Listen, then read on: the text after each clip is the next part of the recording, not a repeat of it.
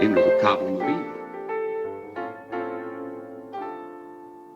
Let us begin with a question. Hi everyone and welcome to Curiously Catholic, the Evangelion podcast, sharing in the mission to light the fire of Christ in the hearts of Catholics by sharing the truths of our faith in a compelling manner.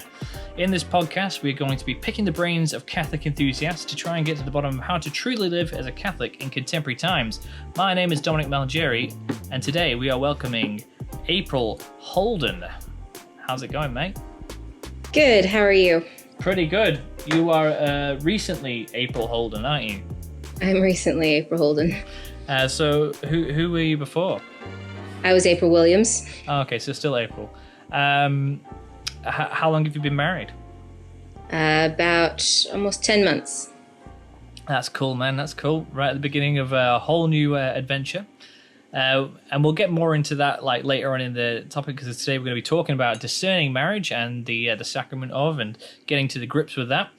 But first off, before we get into that, other than April Holden, who's just got married 10 months ago, who are you? What do you do? And all that sort of stuff. Can you give us a bit of a intro?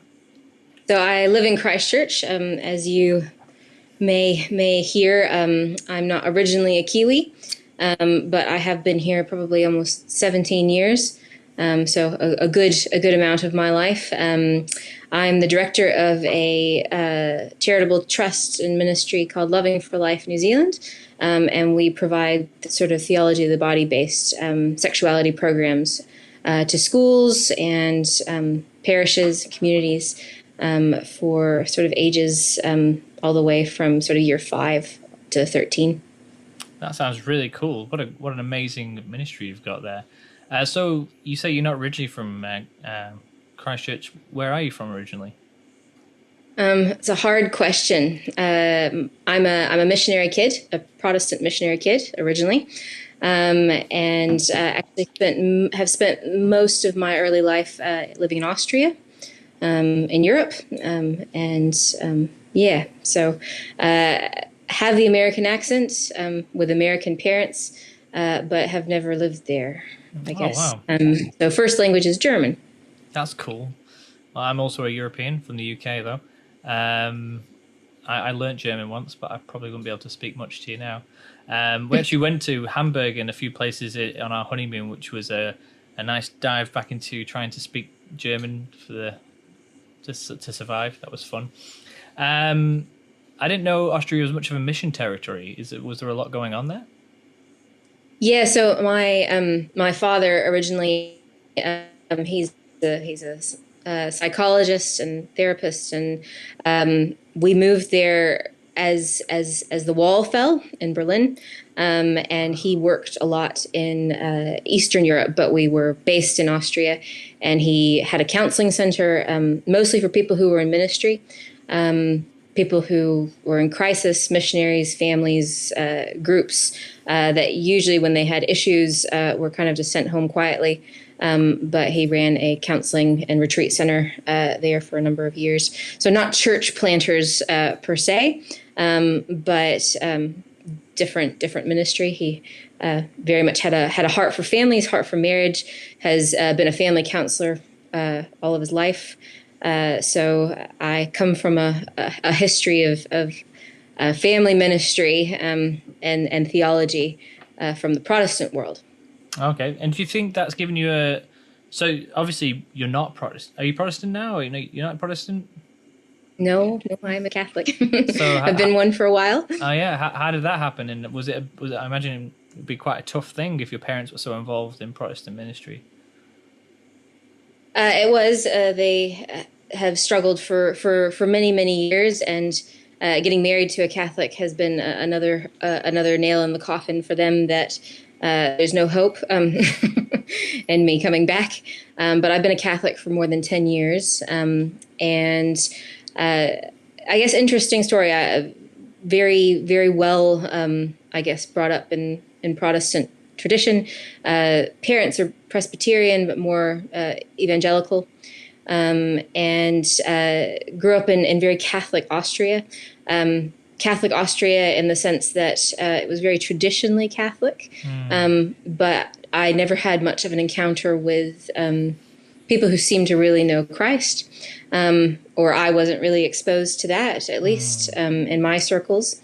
And so when we came to New Zealand, it was kind of interesting because as a young adult, I came to university in Christchurch, and I was doing a history degree, and started asking a lot of those questions that you do as you become an adult in faith of, well, Jesus must have had a plan, so I guess the church must look like something.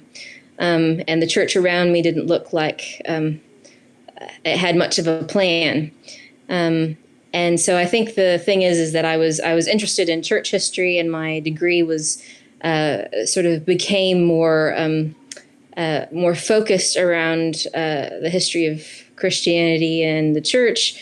And God, for many reasons, I guess, brought into my life a variety of Christians that I became friends with. And strangely enough, it was the Catholic Christians that I had encountered probably for the first time in my life that seemed to be the more healthy and balanced and holistic when it came to their faith. I don't know if you hear that much, but they definitely were. And that struck me because I realized that they seemed to know and understand their faith in a deeper way than a lot of the other Christians around. So that kind of had me intrigued. So that was, I guess, part of encountering the Catholic world in a new way, while kind of reading my way into the church. And I guess I did read my way into the church through study, but obviously through witness as well, through the outreach of various Catholic religious and young people around, and particularly through the church's teaching around theology of the body. Because as someone who came from a family background that was all about marriage and sexuality and all of those sorts of things, theology of the body had something to offer that I hadn't heard before. And it was something that was very, it struck a hunger, I guess, in me. And as many people will say, deep truths, that lie deep in your heart, that suddenly you hear this teaching, and it awakens something in you. And so it's very much through the church's sexual teaching that I guess really found myself coming closer and closer to the church. But it was very hard. Family was completely opposed, and I had a variety of extraordinary events, I think, that kind of really pushed me. And I remember God sort of giving me a bit of a choice, that he would kind of bless me whichever way I went to serve him, but that the narrow road would be the Catholic Church. And I'd never really thought about faith, I think, as a gift before, whereas I think I came to a point of study that I kind of remember walking down the road and almost being completely disheartened that I know so much now about the church that I kind of have to either go forward because I can't go back. I know what's true, but I don't have the faith to leap. And if I don't have the faith to leap, then how could I love the church enough to serve? And so I wondered if maybe what my parents had been telling me all along, that it was leading me astray, was true. But that really, that you really had to pray that God would give you the faith, and that it was truly a gift, not just a choice. Yeah, that was interesting. And so it took me probably about 4 years to come into the church. And for a very long time, it was also trying to bring my family to a place where it wasn't going to completely destroy them if I did. Yeah, man, there's a lot to juggle right there. I mean, and you were doing this happened to you in New Zealand. Were your parents still in Austria? No, my parents were in New Zealand. Okay.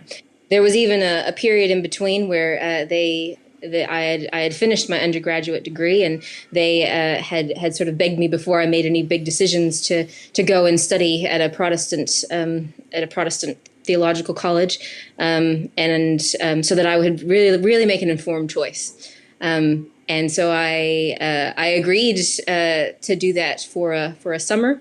And actually went to the UK, Dom. Oh, yeah. And I got there, and extremely mysterious circumstances, they deported me on arrival. Under sort of they were looking for terrorists, and it was very weird. I know I've really come across as a terrorist, but they deported me, and I ended up spending almost 6 months, almost jumping from being in different religious communities and Catholic environments, because they only had to send me to the last place that my plane changed flight, and they took my passport. So it was a bit of a desert experience. What?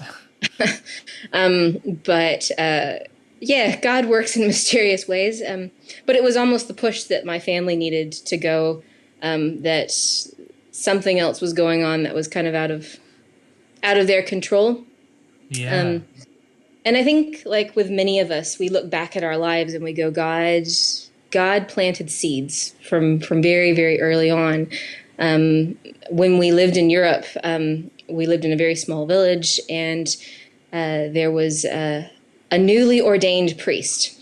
And he my parents thought he is someone who actually really knows Jesus, because everybody else doesn't really know Jesus, but they thought he knew Jesus. And I was allowed to sometimes go to his RE classes, and they invited him around for Christmas from time to time. And it was kind of interesting because one day, I think when I was about 8 years old, he would allow me to go and sit with the other kids when they went to First Holy Communion, even though I couldn't go. And after talking to him one day, my parents remember that I came home and I wanted to meet Jesus. And the way I thought I would do that was to prepare a little bit of bread and wine. And they stopped me. And they said, "Oh, we'll pray a Jesus prayer." But I always remember that because, I guess, jumping ahead, when I went back to live in Europe, and I was discerning religious life for a time, I met him again.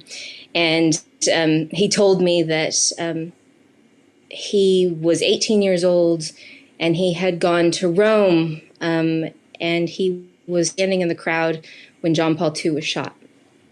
What? And that moment, he decided to become a priest, and he came home and went into the seminary. And his first place of being sent after he went to the seminary was this little village, and we were one of the first families he encountered. And so you kind of think, God he's got such a big picture for all of our lives and how we intertwine. And I guess thinking of all the work that I do with theology of the body now, I think of that moment and that priest who maybe was the first person in my life to show me Catholicism.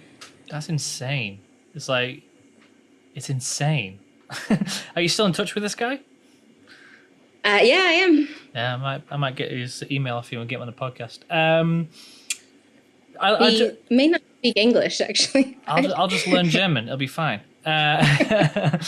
Maybe you could translate. We'll have both of you. It'll work out. We'll work it out. Don't worry. We'll talk about it off screen. So I just thought that was like, when you talking like right at the beginning of what you're saying there, where you're saying how I feel like if Jesus formed this church, it would have a plan. It would look a certain way. And like, I guess, that would never have occurred to me. In fact, it didn't.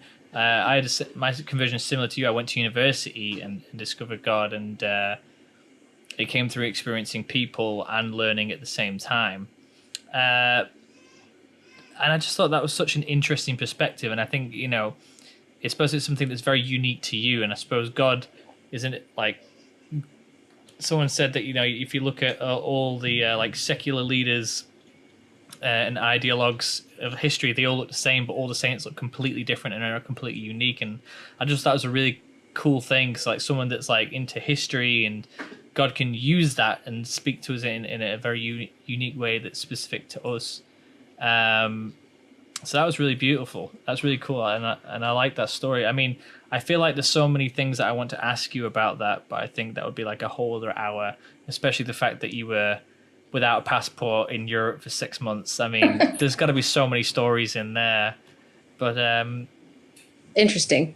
yeah, The weirdest experience of my life, probably. I don't think anyone will have anything quite like it. I never thought I'd be accused of being a terrorist, but okay. Yeah, man. I mean, you've lived such a life. I mean, Austrian, New Zealand, England. Oh, I'm just processing it all right now. It's taking me a while. So whilst I'm processing it, I guess I'll ask you some other questions about some other stuff, because we have got you here to talk to us about, discerning marriage and moving on to the next part of your life. So let's start with it. So you got married 10 months ago, and what was it like being proposed to? Was it an intense experience? Was it scary? Can you tell us a bit about that? Mark's my husband. We've been best friends for a very long time. We'll come back to that. It wasn't very nerve-wracking, I guess, for me. Probably more for him. And I think there's something beautiful with being proposed to. I guess there's a sense of not being in control. Especially, I guess, as a woman, but kind of, I don't know, the sense of surrender and being wanted, and letting him step up and plan things and produce a ring. And I didn't know it was coming. He didn't really know that I knew, probably, but I had suspicions, great suspicions. We kind of had known where we were heading. You do have these conversations at some point, so it shouldn't be too surprising when you are proposed to. If it's really a surprise, then yeah, you maybe you should have had some more conversations. Yeah, but so it's not just a case of like something really mysterious kind of women's intuition. It was Yeah. You should kind of both know where you're heading and where you're at before that happens. Otherwise, that could be really scary for both of you. But I think there's something really beautiful and humbling about being proposed to. And for us, I think it was also a very long time coming. So it was it was a lovely moment. Yeah. So you said you've been best friends for a long time. Top of a hill. Yeah. Yeah, we've been best friends. Well, we've known each other, and that's I guess we've. My disclaimer is we've done a lot of things right and done a lot of things wrong, but we have known each other and been in each other's lives for about 14 years. So before we got married, so that's. Not that new. He was. I met him at university, and he also sponsored me into the church. He not long, I guess, after we became good friends, he went off to discern the priesthood. Wow. So, that was many years ago, I suppose. But that kind of cut short where we might have gone, and that's a very, I guess, anointed story as to how God has worked in our lives in that regard, and how discernment comes into all of those things. Yeah, I guess you could have been married a long time ago if you didn't have that detour, but I mean that's a whole other interesting topic. But I think one thing came to mind when we were talking about this is. I remember, I suppose the secular view of marriage, even in a secular world, they still have there's something profound about marriage. They know it's serious, even though they don't take it completely seriously, because divorce is a reality for for people that aren't Christian going into marriage. They don't, so but they know that a proposal and a wedding, it means something. But it doesn't have quite the, I guess, they don't quite make the connection of what it actually means. And so I guess coming from from myself, I converted from nothing. And so I had that perspective of like marriage is serious, but it's not necessarily always forever. Like, how does that change with the Christian view, and why?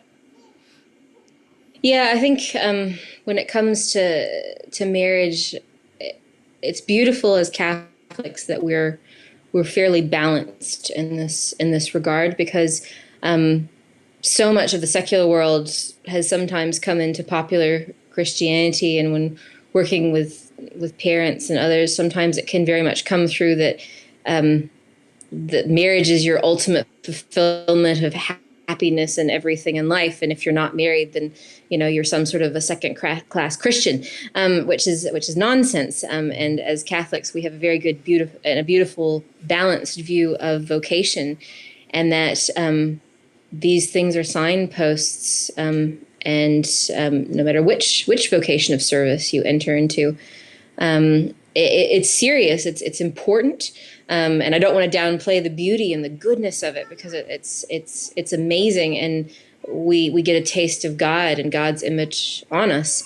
And yet there is a sense of balance that it is a sign, and it is meant to teach us and those around us that there is more as well.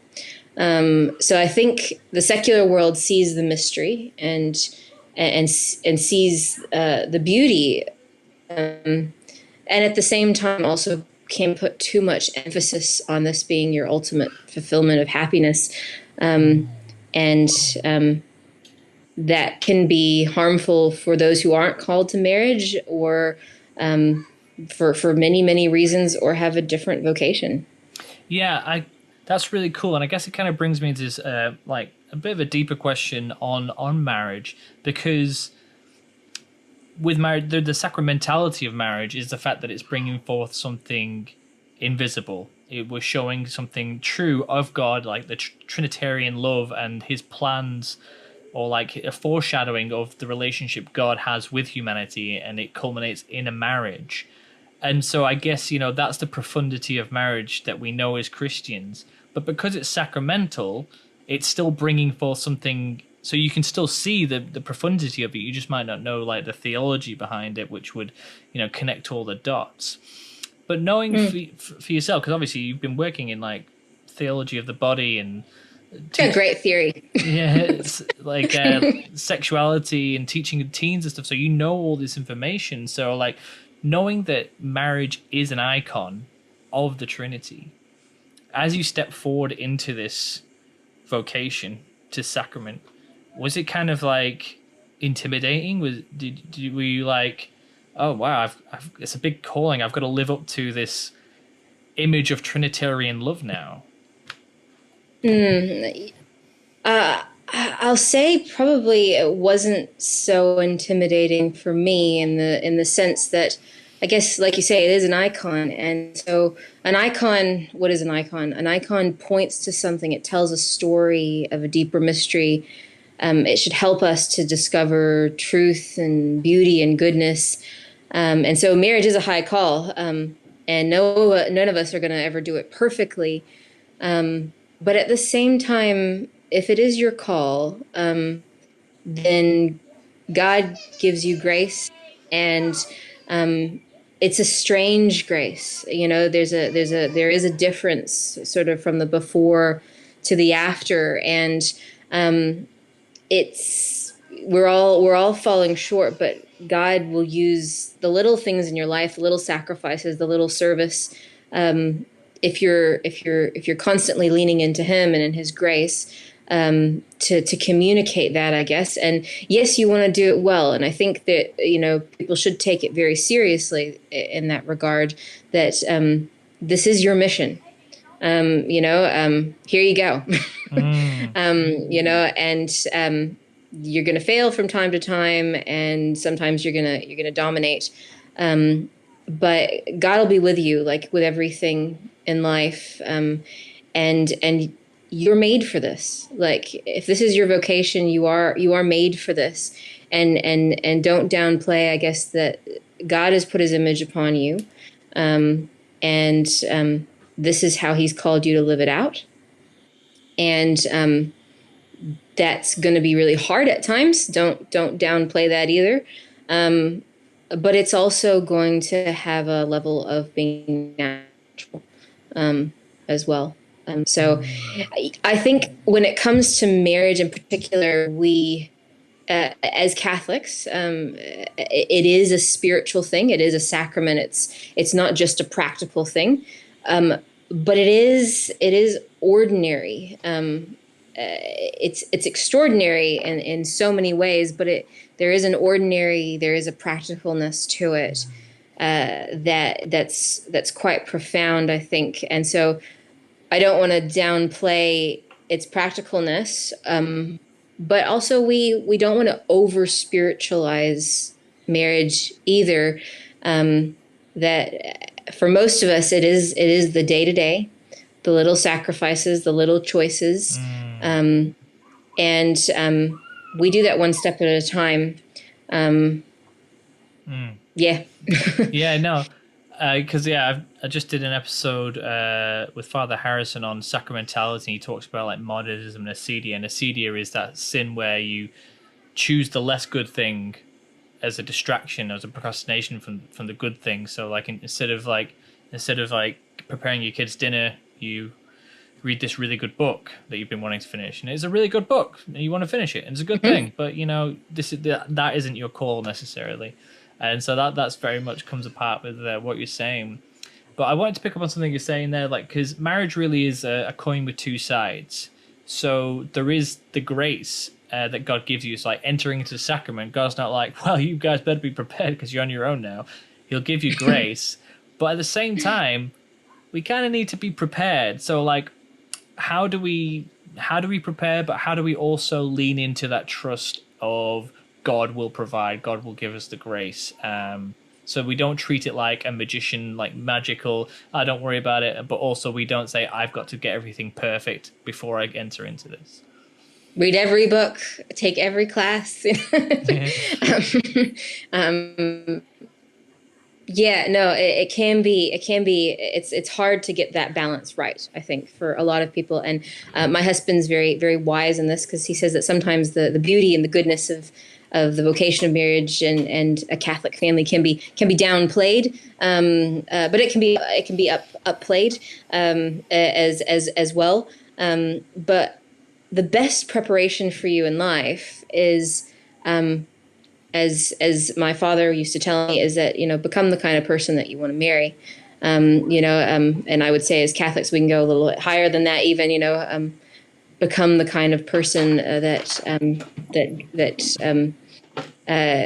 God would look on with great goodness, I guess, and great love. That marriage is never just for you, and so your greatest path of discernment, in a lot of ways, is actually getting to know who you are, what your weaknesses are, what your strengths are. Where your desires truly lie, and are they ordered? The way that you flourish in the world, like what is it? Discernment can sometimes, I think, for some people, they think it's a pathway out there. Discernment is somewhere way out there, whereas actually a lot of the best discernment is an inward path, to knowing yourself, to knowing what is good for you, what is possibly not so good for you, and I think with most vocational calls, you have to know your strengths and your weaknesses, and also the things that you truly desire and where they're coming from. Is your desire just, I don't know, for romance? Well, really, the deeper desire is to be known and wanted, and that desire can be filled in different ways. And so a lot of the best discernment is a journey inward, and then to see what complements that.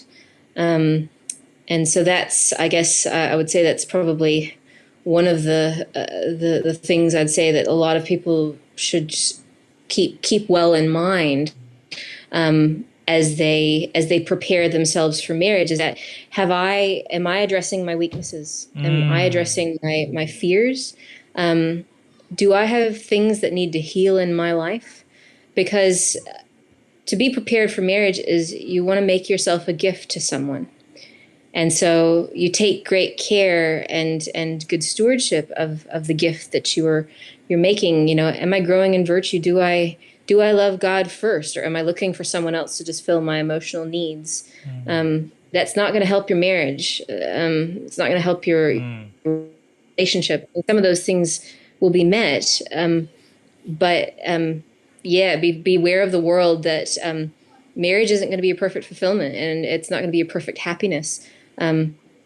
It's a way to serve. It does give you great happiness and joy, and there should be freedom and peace, but it is within a balance, and so I would say that good discernment is a journey inwards to knowing who God has made you and what He's equipped you with, and how best you will be able to love Him in the vocation that you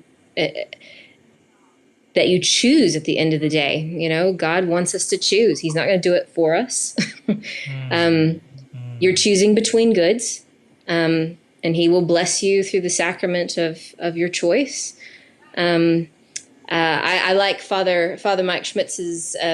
He's got a great ideas around discernment. I think, you know, he frames it as doors. You know, is this a good door? Well, first of all, you need to decide whether or not this is a good door. If it's not a good door, don't go down that road. Is it an open door? If you've asked someone out and they've said no, then that's the open door. If you have tried to join a religious congregation and they've said no, that's not an open door. So, you know, the door has to be open. Is it a wise door? That's where I think a lot of discernment comes in, is this something that's really good for me? If I struggle in these areas and I'm going to go to this religious community, that may not be a very wise place for my flourishing or my health. You know, don't go do something that's exponentially hard. You know, if I have some things to work out with marriage, or if this is actually someone who there's red flags, and this is maybe not the best person to be dating, even if I like them, this may not be a wise door. There may not be bringing out things in me that would help me to grow in my faith and my relationship with God, because marriage, at the end of the day, is our job is to get each other to heaven. That's our main job. So is this a wise door? And then God does want you to choose, you know, not perpetually be discerning as if it was something way out there in the I don't know if the lightning's going to strike eventually. You know, you're just going to know. And there will be feelings and things, but you need a good mix. If you're really discerning, I would say discern one thing at a time. If you're discerning religious life, discern that. If you're discerning marriage, don't be dating someone while discerning religious life. That's just a mess for everybody involved. And you won't get good clarity out of that one, generally. But, you know, discern one thing at a time. Do it intentionally. Do it with a spiritual director. Yeah. Would definitely be my advice. Someone who can ask you good questions, keep you accountable, and they will give you exercises and different things when it comes to prayer. That'll probably be specific to you. When I was discerning marrying Mark, my spiritual director had me do a 6-month Ignatian exercise. So I thought that was quite good, because he knew me very well. So that is those are helpful tools. advice of those around you can help. Sometimes it can also not help. But the people that usually care about you the most and know you the best can often ask you good questions.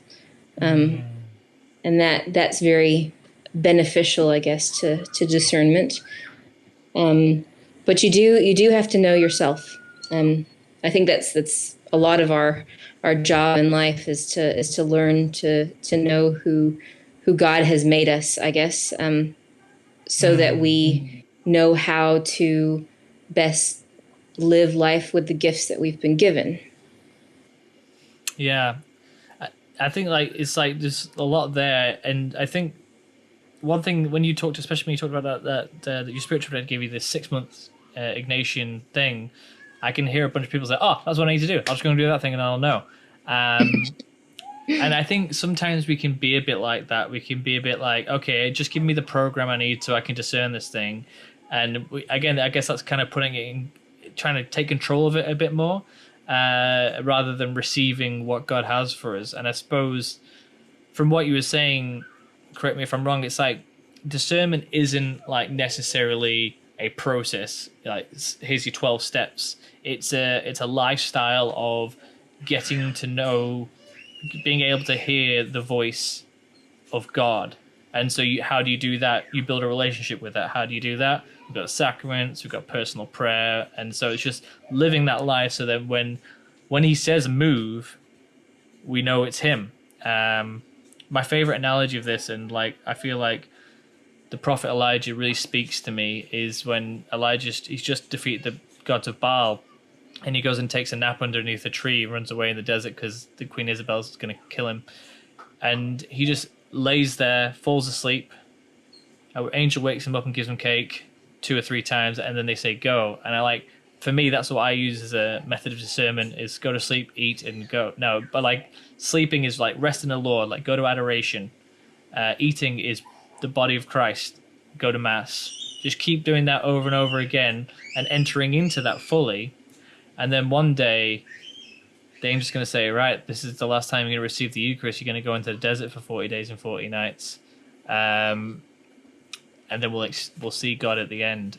So that's is that resonating with what you were kind of saying, do you feel? Absolutely. And living a life that is kind of what would you say is conditioned to service and commitment, I guess. If you're 10 years old, that means I get up, I go to school every day, I do what I'm supposed to do. If I'm older, I get up and go to work.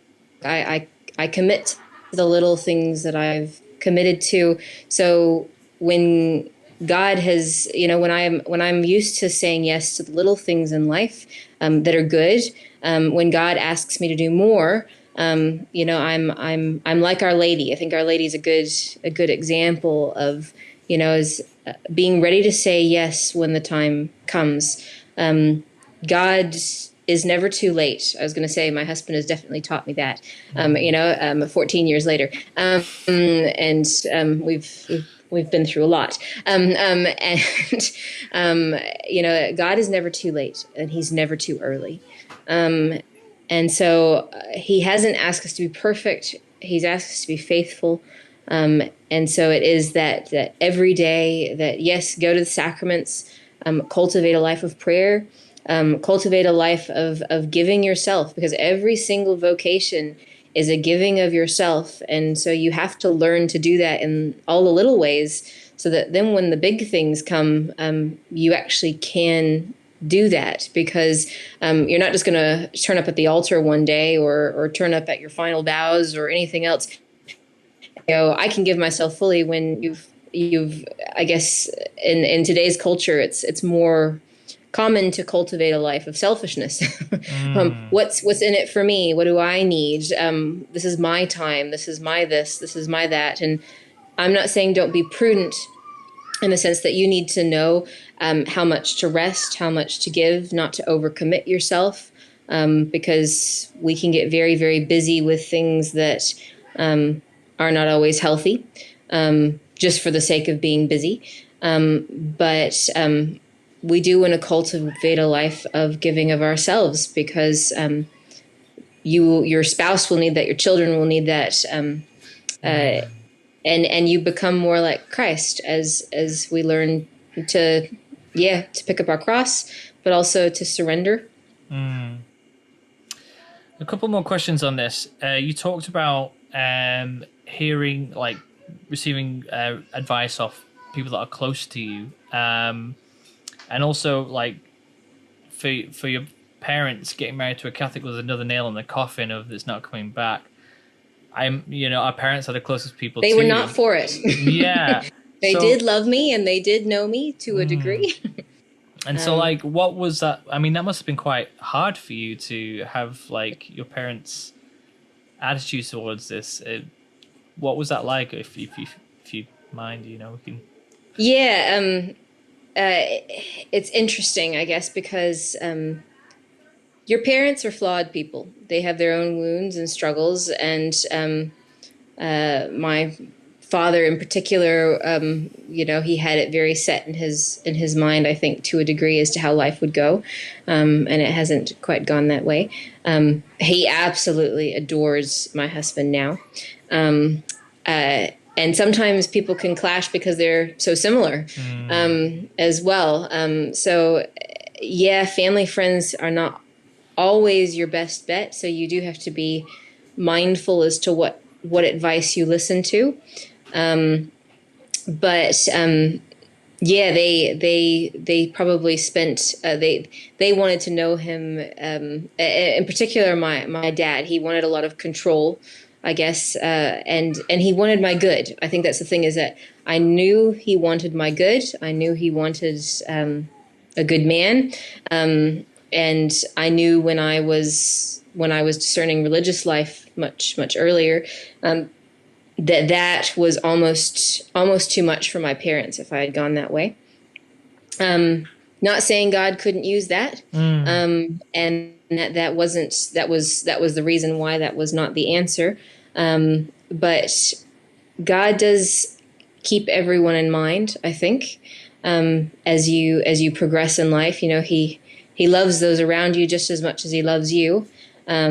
And so you do want to try to be gentle, but at the same time, there are times to be firm. And this was one of those times where, I guess, for us, I knew my father, I knew his wounds, I knew his intentions, and I also knew that for his sake, it was actually best that I was more assertive in this regard. I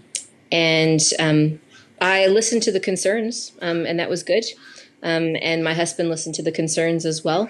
And we weighed those and we discussed those and we took those seriously. But at the end of the day as well, we made our own choices. And I think that's really important, because you do have to have a bit of strength in yourself. You don't want to be rebellious, but you do have to have a bit of strength in yourself to go, what is coming from where?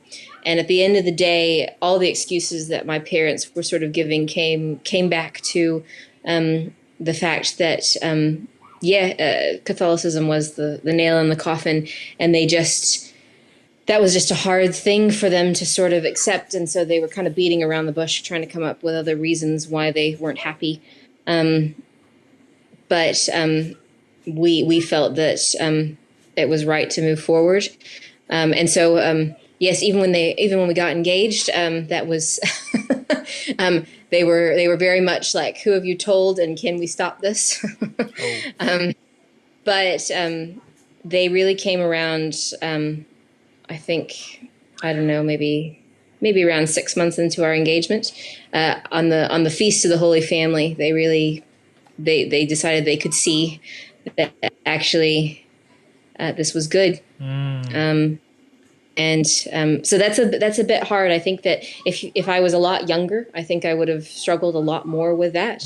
And not only being assertive, but also knowing, are my parents right, or or should I be listening? But we also had good Catholic community around us.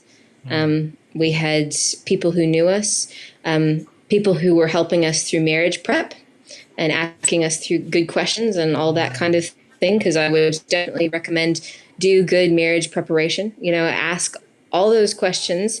Coming back to, I guess, what we said before, the not taking every course under the sun, or every book, but do some, and do the right things, because you want a solid foundation for your marriage.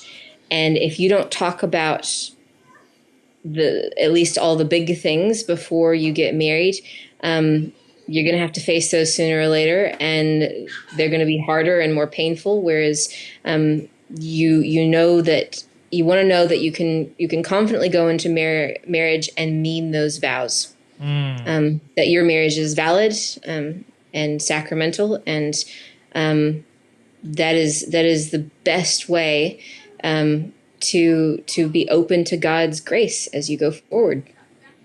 Yeah, it's beautiful. And I think something as well, like going into with the with your parents in mind, I think something that took me a lot longer to come to the conclusion of, or realization of, is that when you're getting married, you're actually starting your own family. You become the mother and father. It wasn't until we had our first child, which was almost like four years into marriage, that that I realized, oh no, my family is my wife, and her parents and my parents are our extended family. So what is it? Scripture says, a man must leave his parents and cleave to his wife, and that's a reality. Leave and cleave. And so, you need to have that, like, realizations, like, okay, this is where my focus is, which is difficult, because, like, literally your whole life, you turn to your parents for approval for everything. But there's a time where we must move on. And, like I said, it took both Jess and I 4 years before we realized, like, oh, wait, no, we're the family now. But yeah. It's a rough transition, or usually some kind of a transition for most people. If you really ask them, how it went with their parents on one side or the other, it brought up wounds in their parents or in them. And I think what it does often really highlight, and did for us particularly, is where family relationships are probably not that healthy, where there's too much dependence, or you kind of you either often have parents who are like, well, we don't really care, you do your own life, kind of like the secular family has nothing to say, or you have parents who are almost overly, this is my choice, and if this is not something that I approve of, in the way that I want to approve of it, and weddings will bring out everything and everyone,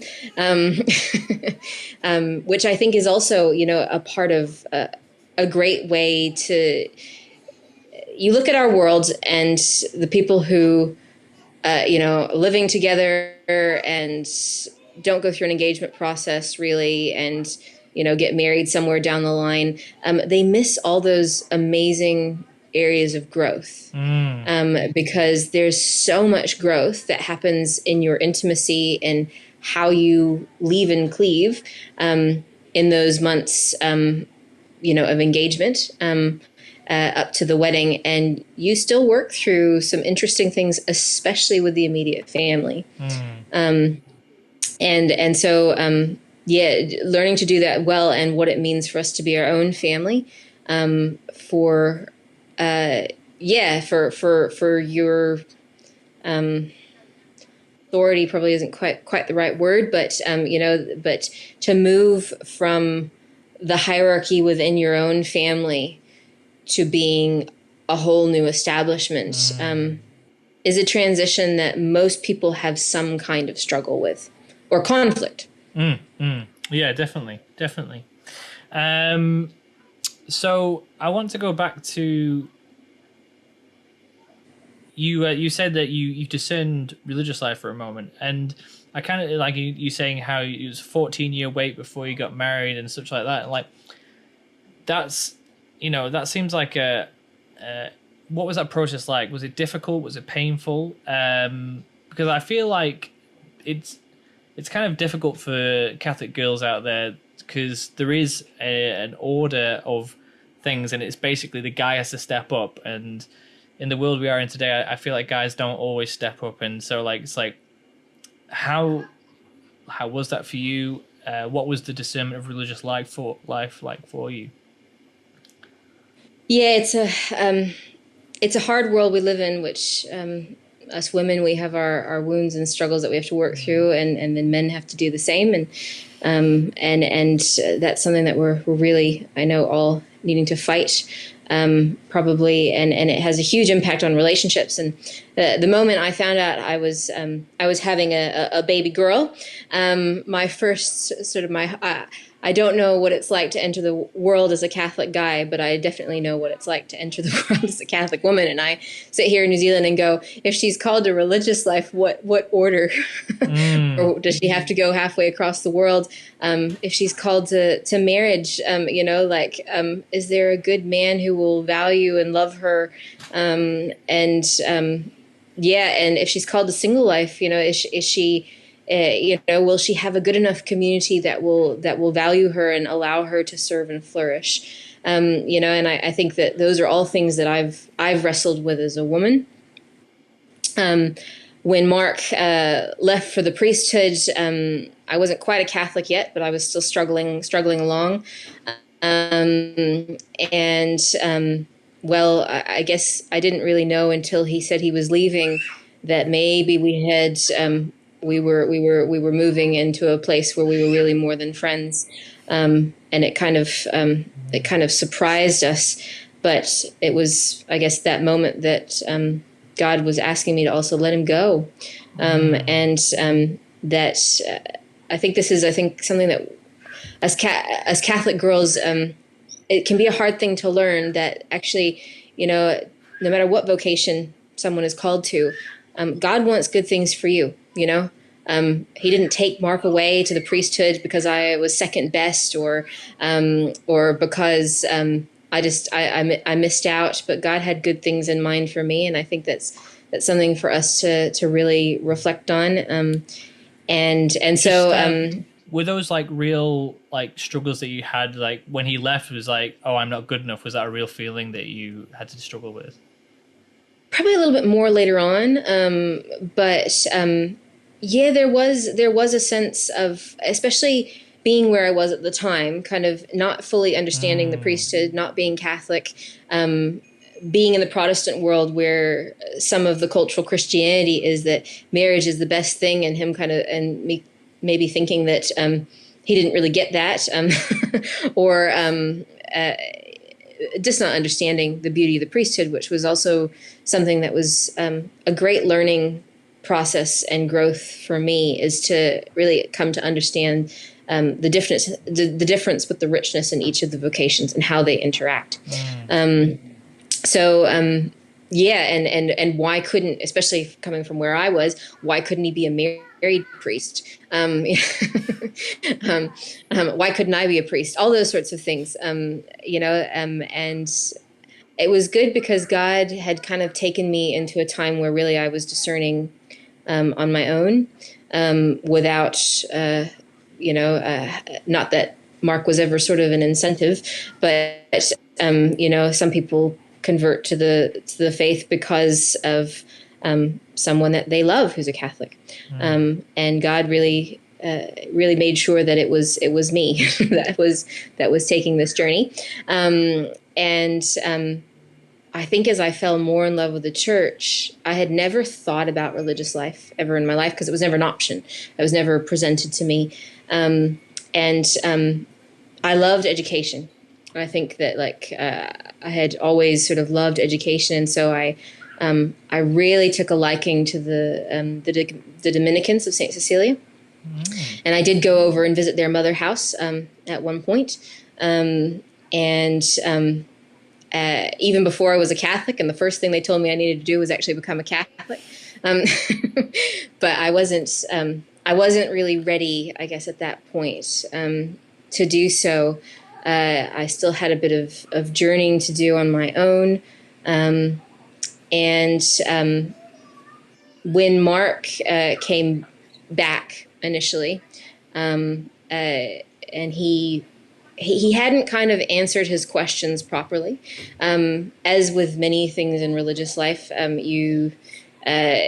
He was on his own journey, which he could tell you about, but working through a lot of his own wounds and why he was even interested in the priesthood and what he was looking for. Because I think in any vocation that you discern, you will learn about yourself, and I think that is part of it. Whether you go and try religious life or whether you date someone, you are learning about yourself. And so he came back, I think, over a year or more later, and I had sort of come back from visiting the Dominicans, and we did date initially, but not very long because we hadn't really answered a lot of questions in our own growing up, and we're sort of 20 at this point, 21,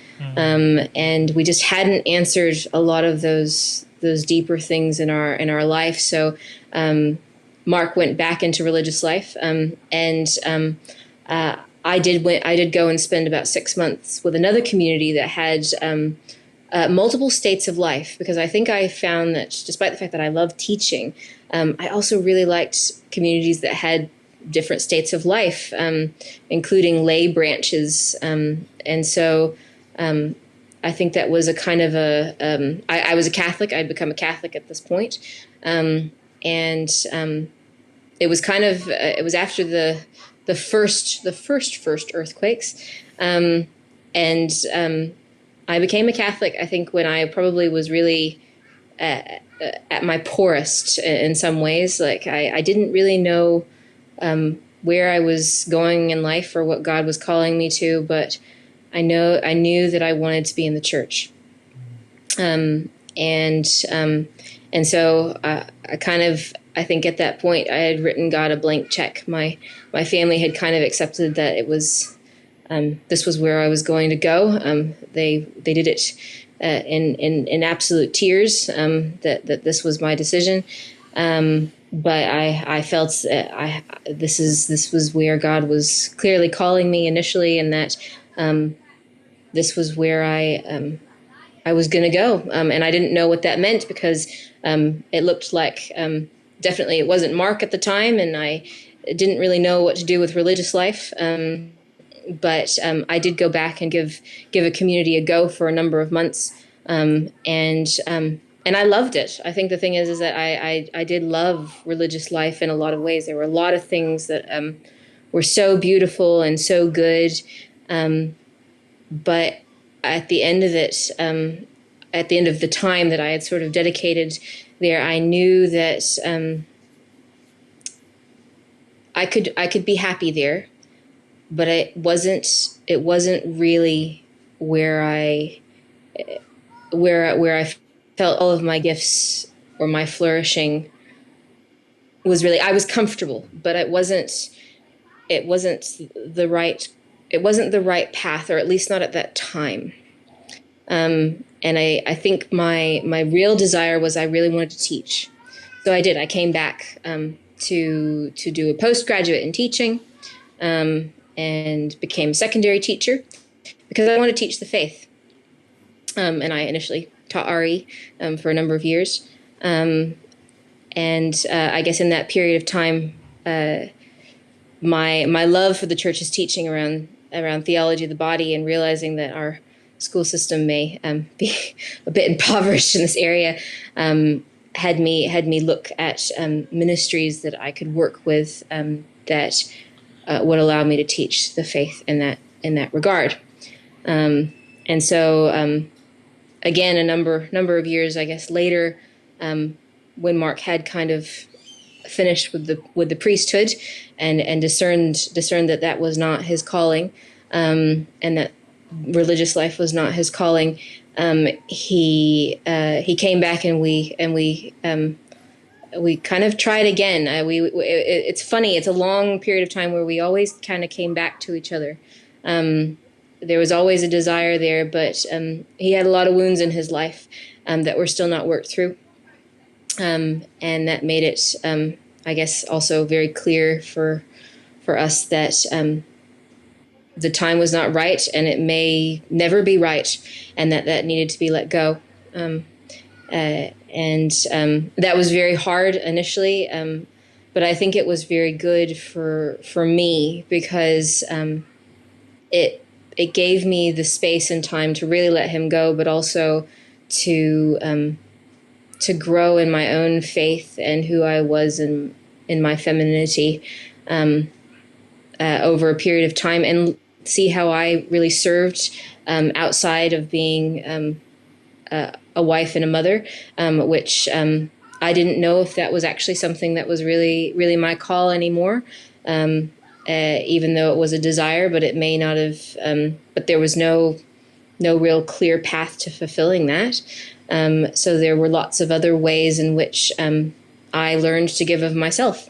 And that actually was probably one of the healthiest things for me, is to learn how to be single in a healthy way, which I think everyone in their discernment process, to make sure that you don't fall into marriage or anything for the wrong reasons, is you being single is a gift, because you only have it for usually a period of life, and that's where you really work on who you're going to become, how you're going to serve, discovering yourself, and it'll help you make a good decision when it comes to vocation as well. And so I guess, long story short, when the time was right, God brought Mark back into my life, and it was very clearly right, and the time was right, and the wounds were dealt with enough that we could really discern and hear clearly if there was a call for each other. Well, we've hit the hour mark. Are you right to go on for just one more question, or? Sure. Sorry, we're probably going a little bit over. I mean, the problem I'm having with you, April, is you're just far too interesting, and you've said so many things that I'm like, oh my gosh, this is another episode. So we might just do a whole April series. No, I'm joking. But because I mean, just my husband is very interesting. Well, actually, yeah, we'll get him on, and then we'll do one with either of you and then one with both of you, and it'll be great. Because you were just talking a lot about how it was clearly true that it was the time was right, and you knew that the time was wrong. And I want to talk to you so much more about that, but that'd be another couple of hours. So just to keep on theme of this episode, we're talking about marriage, and you kind of touched on it there, where you're talking about your getting more in touch with your femininity, and also when you talked about what it was like being proposed to. And the Catholic Church teaches, through things like theology of the body, and also that infamous piece of scripture, Ephesians 5, that the role of a woman is more of a receptive one, or as the scriptures say, submissive. How do we talk about that in today's culture? Because obviously that's abhorrent to women nowadays. They say that you should submit to your husband, or that you should be receptive and not active. Everyone wants to be a CEO. Everyone wants to be the dominating one. So, you're talking about when you're being proposed to, it was about receiving and being the one that gets given this, rather than taking. It's like, you marry me. It's like, I'm going to wait for you. So how do we deal with that, and how does that translate into being a wife? Yeah, and I think most people who would say they know me, I'm not a pushover. I have an opinion. But so my poor husband. But no, submission is a beautiful thing. Don't skip that Bible verse. But also, make sure you're taking it from the Bible, not from cultural twistings, I guess, that have sort of come in to that. Because when St. Paul is describing the church, because he is describing the church, and we talked about being an icon of the Trinity as well, that there is an incredibly beautiful relationship within the Trinity. They're all equal, but they're all different. And the Bible says that the Son submits to the Father, and through that beautiful bond and relationship, the Holy Spirit is sent forth. as a wife submits to her husband and brings forth new life, and they bring forth new life in lots of different ways, which we can talk about in other times. But there's a beautiful iconic relationship that's there, and when we say submission, it's not a doormat, and it only works if like St. Paul says, that the husband is imaging Christ. He's imaging to his wife a sacrificial love, and so submission, as many theologians will sort of say, is the coming under a mission. So what is the mission of the family? What is the mission of the husband? What is the mission of the wife? The husband's mission to his family and to his wife in particular is to serve her, and to lay down his life for her the way Christ does the church. And so it's really important to keep in mind that the husband actually has a hard job. His job is to image Christ's love to his family, and in particular his wife first. And so you, as a woman, he can't do it by himself. He needs you. You're a vital part of this. This is not something that's secondary in any way, shape, or form. I'm just going to go slightly closer to my charger, sorry. But the husband, when he images Christ, and he does that well, it's incredibly life-giving to his bride. And I think when you think of submission, there's lots of different levels in the way that a husband serves a wife, because it doesn't come back to the fact that I can't do things. I'm incredibly capable. In fact, the capability is not the question. It's the posture of being loved, because submission should be that love is communicated to you. And I think that this is incredibly practical in marriage, because biologically, as women, we are created as receivers, and men are created as givers. That doesn't mean that we don't also give back the life that we receive, and that men don't also receive life from us. But in particular, in the marital embrace, our biology is very, very clearly that the wife is a sense of there's a beautiful sense of receiving and submitting, and it's a way of her feeling loved. If her husband understands that correctly. And so it's quite empowering, because my husband's job is to flourish me, to see my gifts, to appreciate them, to help me to use them, to allow me to engage in the world and in the family as Christ loves the church. And so submission, especially in the modern sense and to the modern woman, I think we reclaim so much of our femininity this way, because we're in a world where it just says, men and women are the same and they don't do anything different. And there's actually nothing special about you as a woman, because you just do whatever men do. And the fact that men actually have a beautiful role here and women have a beautiful role here is empowering. It's freeing.